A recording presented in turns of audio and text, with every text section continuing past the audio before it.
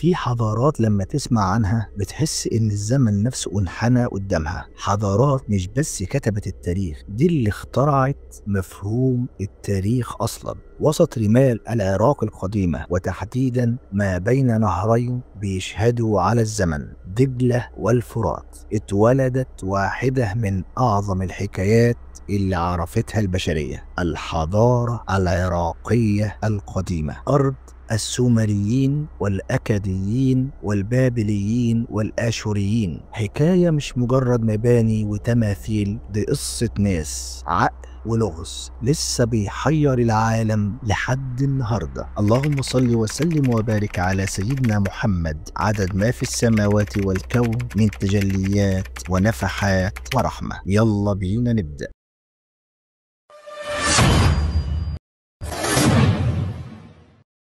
حضارة العراق القديمة تعتبر من أقدم الحضارات التي مرت على الأرض، ولها تأثير كبير في شكل العالم اليوم. تعالوا نغوص في عمق هذه الحضارة ونتعرف على أساسيتها. بداية الحضارة السومرية. يعود تاريخ الحضارة العراقية القديمة إلى آلاف السنين قبل الميلاد. السومريون كانوا أول من بدأ بتأسيس المدن والكتابة في سومر. بدأ الإنسان يشكل أولى معالمه الثقافية والاجتماعية. مدينة أوروك التي تقع في جنوب العراق اليوم كانت واحدة من أولى المدن الكبيرة في العالم. السومريون طوروا الكتابة المسمارية التي كانت تكتب على ألواح من الطين باستخدام قلم مائل. الكتابة دي كانت تستخدم في كل شيء من المعاملات التجارية إلى القصص الدينية والأساطير. الديانة السومرية والأديان الأخرى.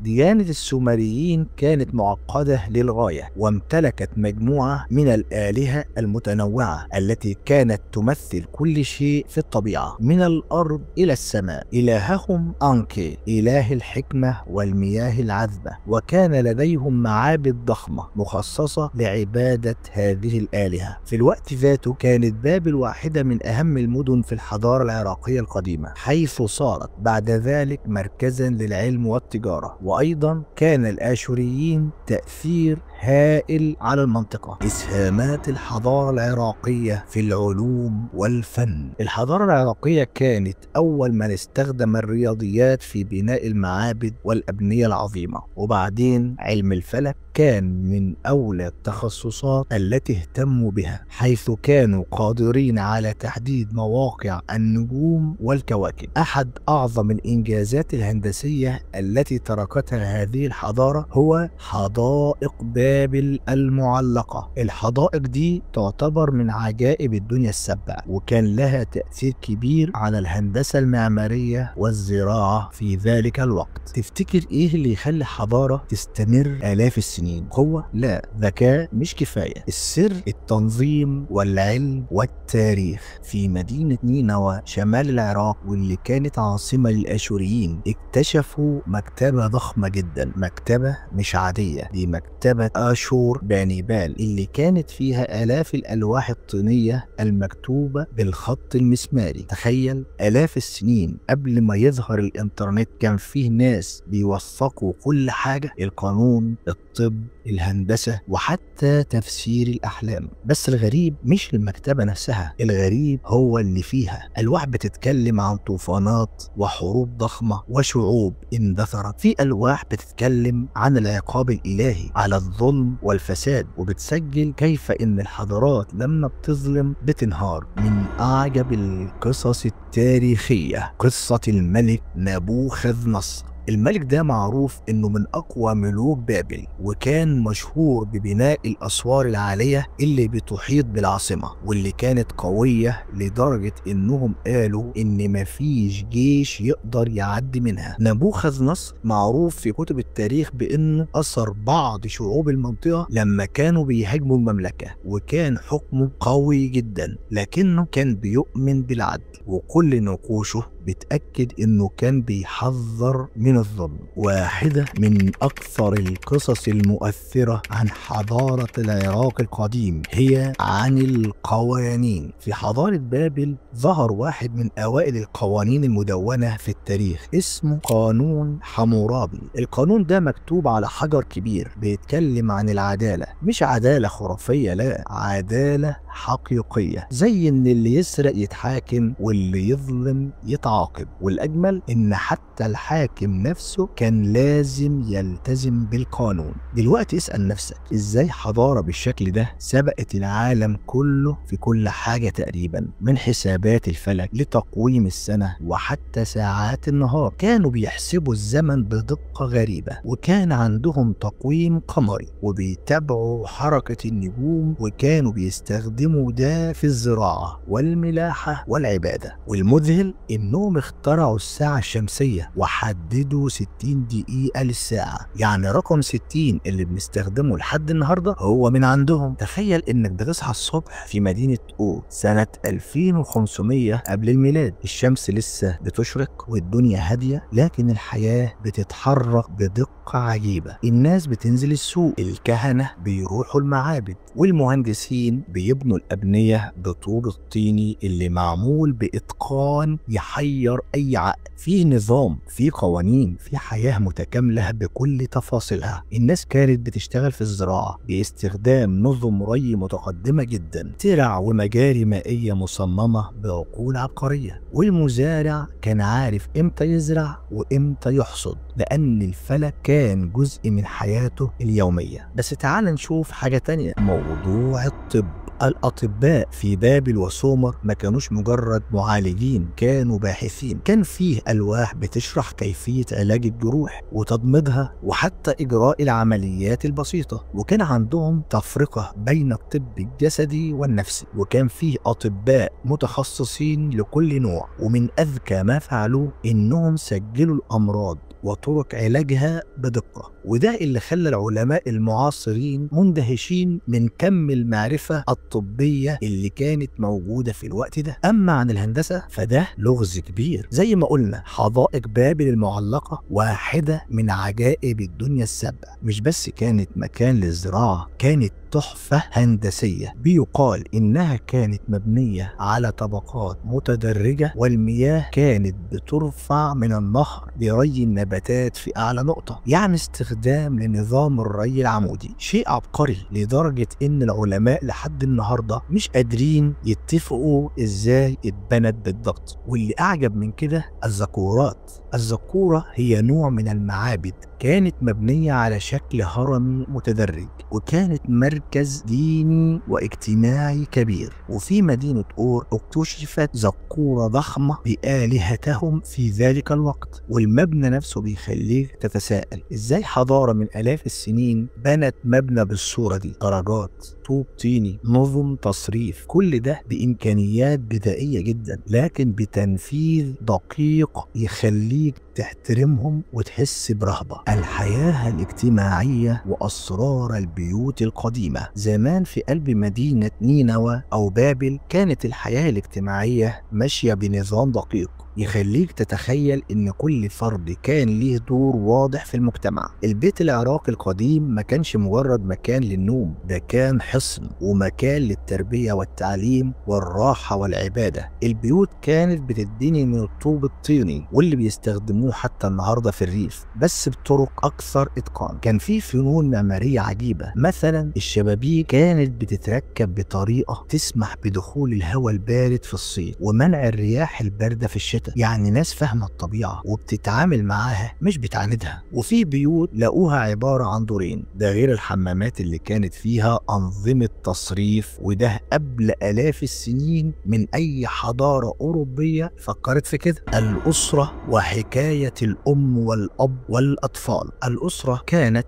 نواة المجتمع زي دلوقتي بالضبط. الأب هو المسؤول عن الرزق والعدل والنظام، والأم كانت العمود الفقري الحقيقي للبيت، بترعى وتعلم وتشارك، وأحيانا كانت بتمسك التجارة الصغيرة في السوق. العلاقات الأسرية كانت مبنية على الاحترام والتقاليد والروابط القوية، والطفل ما كانش بيعيش طفولته زي زماننا بس لعب، لا، كان بيتعلم من وهو صغير جدا. التعليم والكتابة اللي غيرت البشرية. في ألواح طينية كتير لقوها مكتوب عليها بالأكادية والسومرية. الأطفال كانوا بيتعلموا القراءة والكتابة في مدارس أشبه بالكتاب عندنا، وكانت الأدوات بسيطة، لوح من الطين وقلم خشب مدبب. الكتابة المسمارية دي مش بس كانت وسيلة لتسجيل القصص، دي كانت لغة للحساب والقانون والعقود والمعاملات. المدارس دي كانت بتخرج موظفين وكهنة وأطباء ومهندسين، يعني تعليم له هدف، مش بس علشان يذاكر وينجح، لكن علشان يشتغل ويخدم المجتمع. دور المرأة والحكاية اللي دايما بتتفاجئ منها، صدق أو لا تصدق،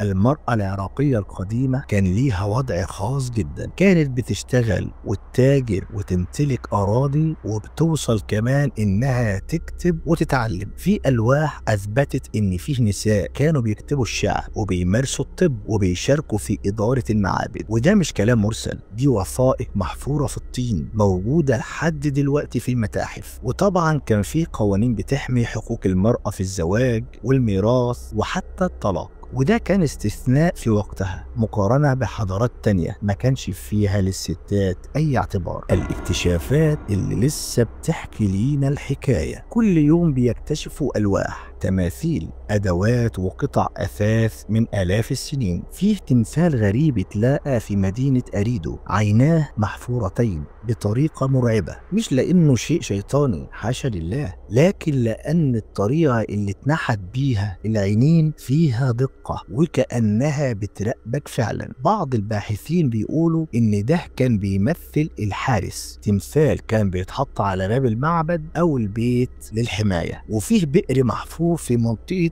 الوركاء، عمقه غريب جدا والناس ما قدرتش توصل نهايته. وفي ناس قالت انه كان بيستخدم في الطقوس، لكن علماء الاثار ما لقوش فيه اي اثر يدل على استخدام مخالف للدين او العقيده. الحكايه بتقول ان البئر ده ممكن يكون وسيله تصريف مياه او نظام ذكي لتخزين الامطار، بس بصراحه ما فيش حد قادر يجزم لحد دلوقتي. الملوك اللي حكموا واللي سابوا اثرهم للابد. اول ما نسمع اسم حمورابي لازم نقف لحظة. الراجل ده مش ملك عادي، ده عبقري قانوني سبق عصره بآلاف السنين. كان بيحكم مدينة بابل ونجح انه يوحد بلاد الرافدين تحت راية واحدة، لكن الأعظم من كده إنه ساب لينا مسلة حمورابي، مسلة من الحجر الأسود محفورة عليها 282 قانون، من أول قوانين التجارة لحد قوانين الأسرة والميراث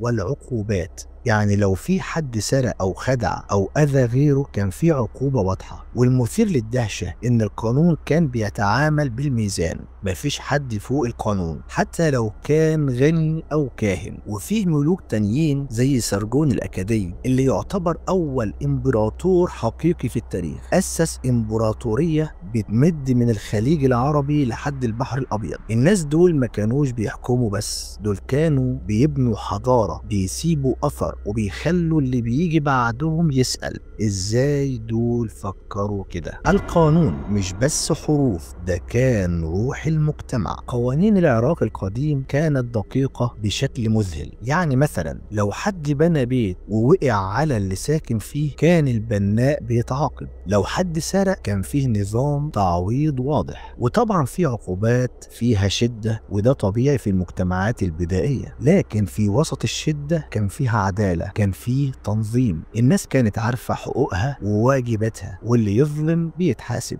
النهاية الغامضة، انهيار ولا اختفاء؟ هنا بقى بندخل في الجزء اللي ما فيهوش إجابة مؤكدة لحد النهاردة. إزاي حضارة عظيمة زي دي تنهار؟ إيه اللي حصل علشان المدن تتحول لأنقاض اللي كان فيه ملايين البشر وبقى بعد كده صحراء؟ فيه نظريات بتقول إن فيضانات ضخمة من نهر دجلة والفرات غمرت مدن كتير، ونظريات تانية بتقول إن الحروب والغزوات المتتالية زي الآشوريين والفرس دمرت الحضارة. بس في حاجة غريبة، في مناطق زي مدينة نينوى فجأة الناس اختفوا منها، البيوت لسه واقفة، الأدوات في مكانها، وحتى الأكل على الموائد. لكن الناس فين راحوا؟ بعض الباحثين بيقولوا إن في جفاف طويل حصل خلى الناس يسيبوا المدينة، لكن اللي لسه محدش فاهمه هو ليه الاختفاء ده حصل فجأة وبدون أثر. وفي اكتشافات حديثة كشفت عن أنفاق سرية محفورة تحت بعض المعابد، محدش عارف كانت بتؤدي لفين أو اتبنت ليه. البعض قال إنها أماكن هروب وقت الخطر، والبعض التاني قال لا، دي كانت للتخزين أو الطقوس الدينية، لكن الحقيقة لسه مدفونة جوه الطين. بس خليني أوقفك هنا لحظة قبل ما نكمل للختام. لازم ناخد نفس وندرك إحنا بنحكي عن حضارة من أكتر من 5000 سنة، ومع ذلك لسه بنكتشف عنها كل يوم أسرار جديدة. ناس كانت بتعيش وتزرع وتحب وتحارب وتبني وتكتب وتسيب أثر، وإحنا جايين بعد آلاف السنين نقرأ ونتأمل ونتعلم. اللهم صل وسلم وبارك على سيدنا محمد عدد ما في السماوات والكون من تجليات ونفحات ورحمة. ولو الحلقة عجبتك ما تنساش تدوس لايك واشترك في القناة لو لسه جديد معانا، وفعل زر الجرس. ونقول كل حكاية وراها زاوية، وكل زاوية وراها حكاية. وبس كده يا صديقي، سلام.